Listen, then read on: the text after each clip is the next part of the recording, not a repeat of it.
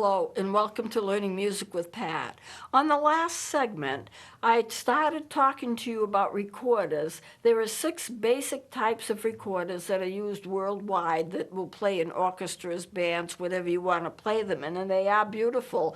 And I thought I would finish discussing all of them in the last segment, but I didn't get to the last 2, so that's what we'll spend our time on today. I talked about the soprano, the sopranino, the alto, and we get that far. But I want to talk today about the tenor and the bass, and then there's also the great basses. I don't have a great basses. They cost thousands of dollars. I would love to have one. Some of them are bigger than I am, taller than I am.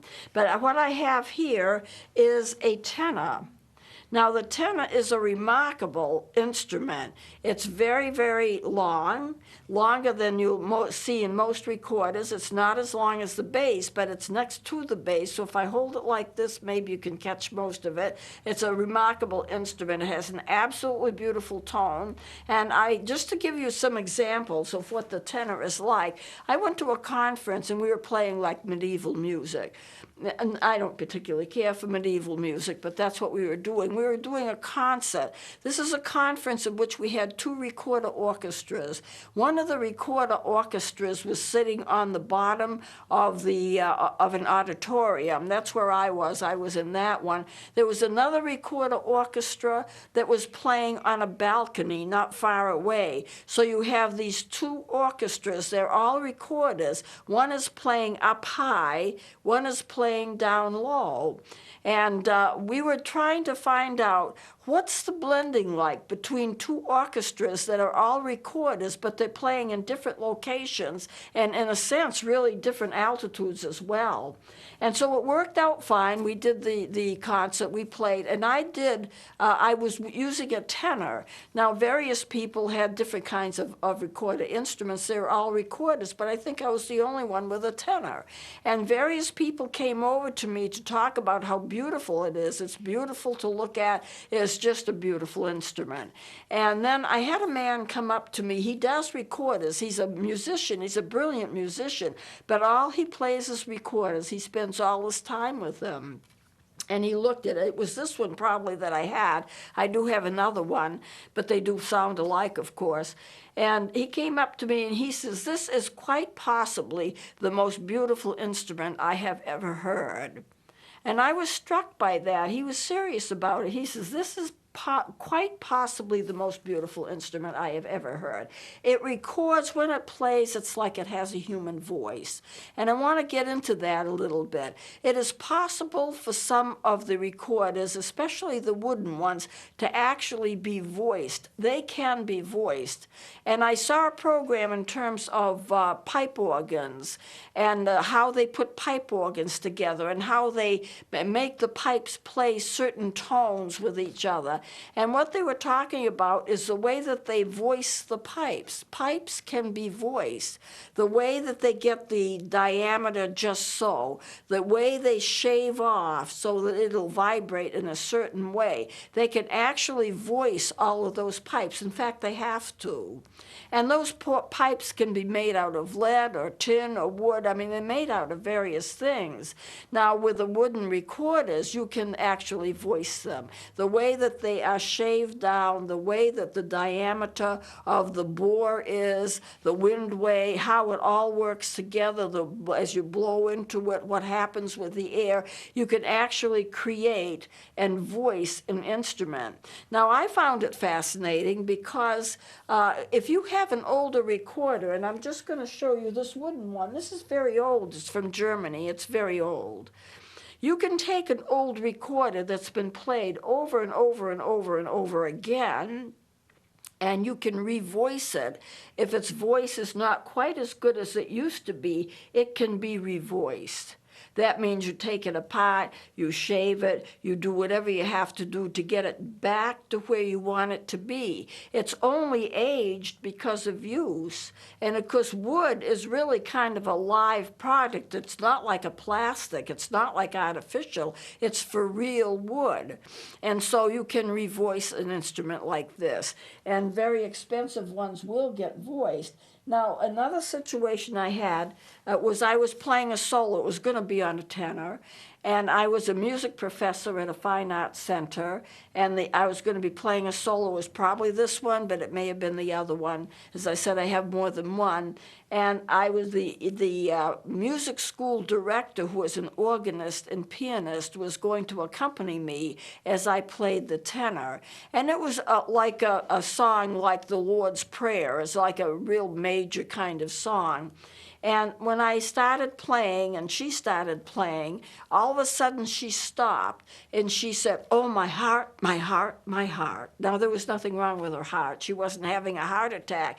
She says, "I cannot believe the beauty of this instrument. I cannot believe this is a recorder. This can't be a recorder. This is a human voice I'm hearing." And so that was the way it affected her. These are remarkable instruments. They're beautiful. They're very hard to play, but the reason they're hard to play is the finger stretches are enormous. Now, I used to play solos on these instruments until I got more arthritic and my fingers couldn't stretch that high. But this is it. You do have a couple of little keys on the bottom, and that helps you with sharps and flats for the lowest of the notes. But here, you see, you have to stretch so hard to get, and for a recorder that doesn't have keys, and this just has one or two little ones, you have to get the fingers on right directly over the tone holes. You have to have it perfect, or you can't get the tone. The fingerings are the same. You still have the tone hole in the back. This is a Baroque. It has a little B on the back, so it's a Baroque instrument. Both of my instruments, in fact, most of my instruments are Baroque.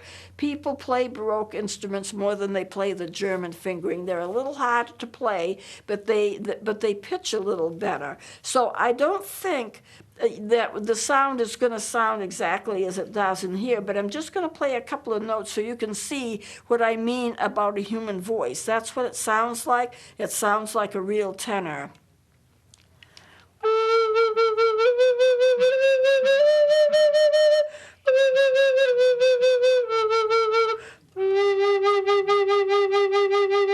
When you get that richness of the tone, what you do with the tenors, it really is something to hear. And if you're playing in an orchestra, it really is something to hear. So this is the tenor. It's pitched in the key of C. The C melody is pitched in the key of C. Compare the difference in the sizes. There's a quite a difference in the size, but they are played, both of them, in the key of C. So this is the tenor. The other thing I want to show you is the bass. This is in the key of F. Now, this is my bass. I only have one. This is my folded bass. It's called a folded bass because you have this piece here that folds over. So it's not as tall as it would be if it were a great bass. This is the folded bass. It has a magnificent tone. It's beautiful to play. I love it. It's a soft tone instrument, but the tone is very rich, and it does have keys. There's a key right here. I'm going to kind of turn it to the side. Maybe you can see it. It's a darker colored instrument, so it's harder to pick up. There's a key here. There's no way that you could stretch your fingers to get them all the way down. There are a couple of keys here. You would not be able to play it without keys because the finger stretchers would be so distant, so long, there's no way you could stretch. So if I put my hands here and put my hands here, I can fairly easily, there's still some kind of a stretch, but that's the way you would hold it. You can hear the tone as I slap the fingers down. You can do that with the flute too. You can hear the whole scale on the flute when you do that. Let me play a couple of notes here.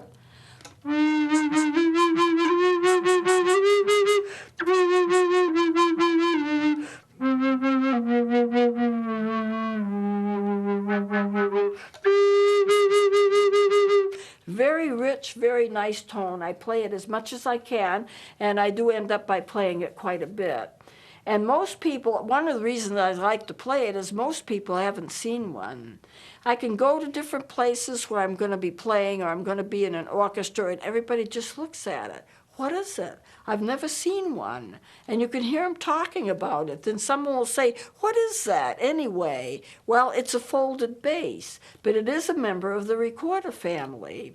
So it's an amazing instrument. Now, if you saw, I have heard it called a saxophone, which kind of irritates me. It's not a saxophone, but it has that fold in it. And the altos and the tenors, many of the saxophones, except for the straight soprano sax, I have one of those too. But if you have curves, most of the saxophones have that natural curve. On a saxophone, that curve is called a neck piece. Well, it's not, I've never heard it called a neck piece here. It's just a part of the foldedness of this bass. So this is the folded bass, and it's quite long. Let me go into the information that I have here. The folded bass, it's about 36 inches long. I did measure it. It's in the key of F, which is 1 flat, has a beautiful tone, perfect pitch. It's easier to play than the tenor, and the reason it's easier to play than the tenor is that it has keys, so that means the finger stretches aren't quite as great, whereas on the tenor you have just 1 or 2 keys on the most bottom part. And so it is easier.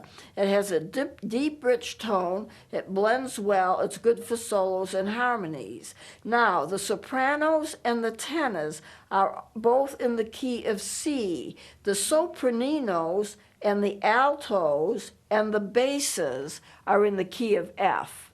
So this is in the key of F. Now, there is another kind of bass. I don't have it, but I'm going to talk about it.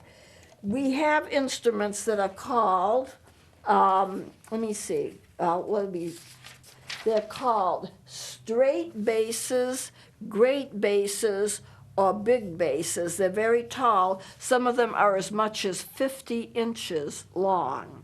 They are, and I think some are actually longer than, longer than that, because I can remember playing in an orchestra where the bass was taller than I was. I'm about 5 feet. Excuse me, I'm about 5'7", and it was taller than I was. But they usually measure about 4 to 5 feet. They're wide, you know, they're wide. They're made, excuse me, they're made out of wood. And they take a lot of air, but they're beautiful, very tall. So they're made out of wood. I actually did a sketch. Excuse me, can I help it? Here's a great bass. The labium, it has what's known as a bocal. That acts as a mouthpiece. You don't blow in from the top, you can't, because it's too tall. It's sometimes almost as tall as the person playing it. So it has what's known as a bocal, and that's a metal tube. It has a curve on it. You would blow in right here, and you would blow down. The air would go down. You do have some keys in the lower part. They're very, very tall. This is the bell. Anything that flares out is a bell. The clarinets have them, and the saxophones and trumpets and so forth. And then you have a metal piece on the bottom, because you're going to put them, you've got to put them on the floor to play them. You've got to stand up and put them on the floor, or if you sit down, they have to be somehow on the floor. But you don't want to put the bell directly on the floor. So you have a metal piece that acts like a foot, and it comes down, and you just put it on the floor, and that raises it even taller. But the thing is also, you have the bell, and it's safe. It's not directly on the floor. Well, I'm going to close it here, and so I don't cough myself to death. But these are all the major instruments in the recorder family. You have the soprano, you have the sopranino, You have the alto, you have the tenor, you have the folded basses like I brought in, and you have the great bass, sometimes called the big bass or the straight bass. Those are the largest ones. These, by the way, cost thousands of dollars. That's why I don't have one, but I would love to have one and try it out. So these are all the recorders. So I'll close it here, and what I'm going to do next time is talk about the sound, the physics of sound. Where does music come from? Why does a saxophone not sound like a flute?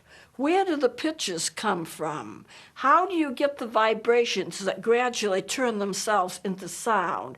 Where does music come from? So I want to do a whole segment on that, just to give you an idea, and then I'll go back into playing the instruments, how it's done, how to hold them, how to finger them, how to read the music, and we'll start right from scratch so that if you're new and you're just learning, you'll have a better appreciation of what music really is. So I'm sorry about the coughing, but it's cold and flu time. So we'll close it here, and please join me next time.